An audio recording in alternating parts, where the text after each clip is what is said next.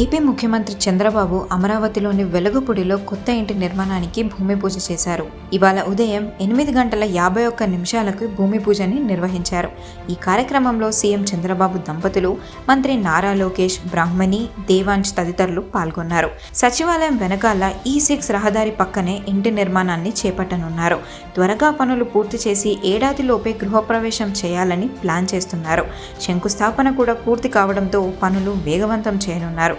గతేడాది డిసెంబర్లో వెలగపూడికి చెందిన ఒక రైతు దగ్గర నుండి 5 ఎకరాల నివాస స్థలాన్ని చంద్రబాబు కొనుగోలు చేశారు.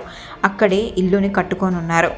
1455 చదరపు గజాల విస్తీర్ణంలో G+1 ఇంటిని నిర్మించనున్నారు. చంద్రబాబుకి హైదరాబాద్తో పాటు నారావారిపల్లెలో సొంత ఇల్లుంది. కుప్పంలో మరో ఇంటిని నిర్మిస్తున్నారు. ఆ నిర్మాణం చివరి దశకు చేరుకుంది. ఇప్పుడు అమరావతిలో ఇంటి నిర్మాణాన్ని మొదలు పెట్టనున్నారు.